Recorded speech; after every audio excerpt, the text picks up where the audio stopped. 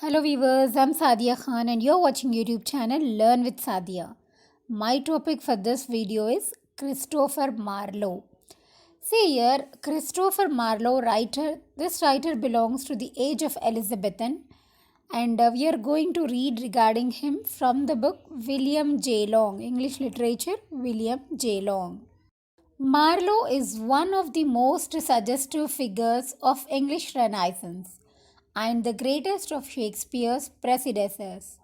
The glory of the Elizabethan drama dates from Tamburlaine 1587, wherein the whole restless temper of the age finds expression. Nature that framed us of four elements, varying within our breast for regimen, doth teach us all to have aspiring minds, our souls whose faculties can comprehend the wondrous architecture of the world and measure every wandering planet's course, still climbing after knowledge infinite and always moving as the restless spheres, will us to wear ourselves and never rest. Let us read regarding the life of Christopher Marlowe. So, Marlowe was born in Canterbury only a few months before Shakespeare. He was the son of poor shoemaker, but through the kindness of a patron, was educated at the town grammar school and then at Cambridge. So, he was basically born in a poor family. His father was just a shoemaker. He couldn't afford education, but with the kindness of patron, he was educated. When he came to London, his soul was surging with the ideas of Renaissance. Now, this point is very important. His soul was surging with the ideas of Renaissance. His writings played much role in Renaissance, especially his novel Dr. Faustus. Dr. Faustus by Christopher Marlowe. It is depicting or giving a very good picture regarding Renaissance. So, we'll continue the reading. When he came to London, his soul was surging with the ideals of the Renaissance, which later found expression in Faustus, the scholar longing for unlimited knowledge and for power to grasp the universe. Unfortunately, Marlowe had also the unbridled passions which mark the early or pagan Renaissance, as Taine calls it, and the conceit of young man just entering the realms of knowledge.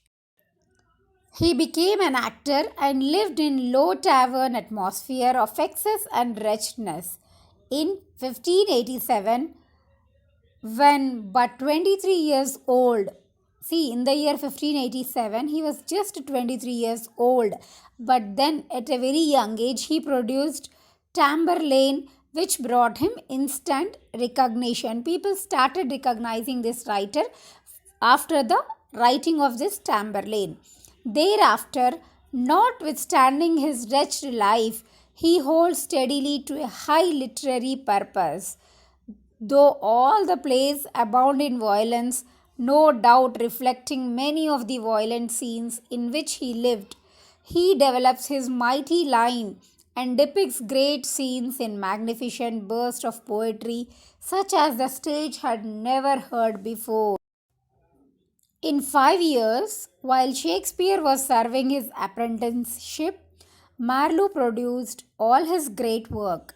Then he was stabbed in a drunken brawl and died wretchedly as he had lived. So he lived in a wretched manner, and at the end, he died wretchedly as he had lived. The epilogue of Faustus might be written across his tombstone. See, though he was a great writer, though he contributed a lot to the literature, he was stabbed. When he was drunken, he was stabbed. So he lived life in a very wretched manner and his life ended in the same way. Now we will see further.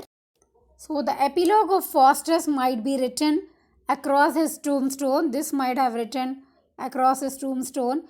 Cut is the branch that might have grown full straight, and burned is Apollo's laurel bow that sometime grew within this learned man. So now that we are done with the life of Marlowe, let us see works of Marlowe.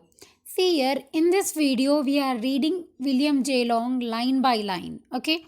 In my next video I will give you few important bits which will be useful for the competitive exam. See, if we read bits directly, it will be difficult for us to understand the concept. So first we will give a textbook reading, and in the next video I will try to make objective bits. So I'm putting in good effort for making these videos. Please try to understand and do subscribe my channel. Okay, let's continue with his works. In addition to the poem Hero and Leander, to which we have referred. See, regarding this poem, reference is already given in the textbook William J. Long. Marlowe is also famous for 4 dramas. So his other than his poem Hero and Leander, 4 dramas are very famous and now known as Marlowesque or one-man type of tragedy. So these 4 dramas, they are called as Marlowesque. Okay, as they are written by Christopher Marlowe, they are called as Marlowesque, or they are also called as one-man type of tragedy. Okay, each revolving about one central possibility who is consumed by the lust of power. 4 dramas, every drama there is one specific character around which the story revolves. Okay, the first of these 4 dramas is Tamburlaine, as we have seen. It was written in 1587, Tamburlaine. It is the story of Timur and the Tatar. Tamburlaine is the story of Timur and Tatar. We have to remember this. It is the story of Timur and Tatar. Okay. Timur begins as a shepherd chief who first rebels and then triumphs over the Persian king. Intoxicated by his success, Timur rushes like the tempest over the whole east. So here Timur is the first character introduced. He is basically a shepherd chief.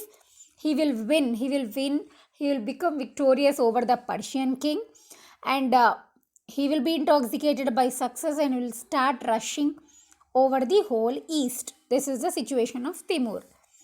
Seated on his chariot, drawn by captive kings with a caged emperor before him, he boasts of his power which overrides all things. He is boasting of himself. He is self-praising all the time regarding his power.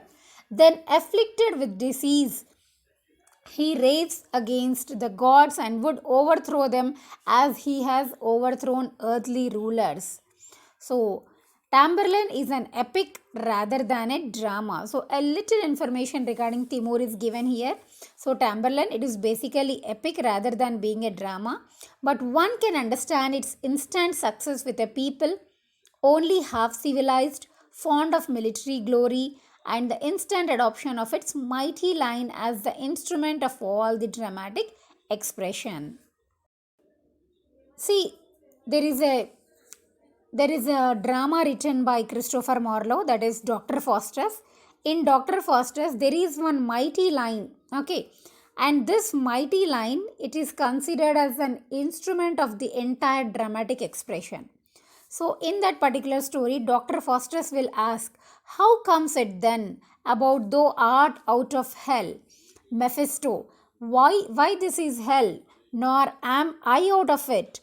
See, it is a story of Dr. Faustus written by Christopher Marlowe, and Mephisto is a name of a devil. So Faustus will repeatedly ask the devil regarding hell, and this Mephisto, he will keep on giving an answer which will not actually be so appropriate. But this Dr. Faustus, he keeps repeating the same question. So that is the reason this line is considered as mighty line, or it can also be called as instrument of all dramatic expression. So we spoke of his 4 dramas, the first one being Tamburlaine, second one Dr. Faustus, third play is The Jew of Malta, a study of the lust for wealth, which, see here you can see The Jew of Malta, this is the third one, a study of the lust for wealth which centers about Barabbas, a terrible old money lender strongly suggestive of Shylock in The Merchant of Venice. The first part of the play is well constructed, showing a decided advance, but the last part is an accumulation of melodramatic horrors. So the first part is actually well constructed, showing the things in advance, but the last is melodramatic horrors. I mean, suddenly some horrific scenes arrive. So Barbaras is checked in his murder. So moving to the last play of Marlowe, it is Edward II. So Edward II is a tragic study of King's weakness and misery.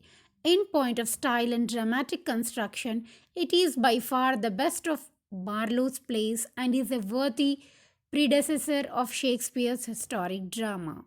So because of Edward II, he became very worthy predecessor of Shakespeare's drama. Okay.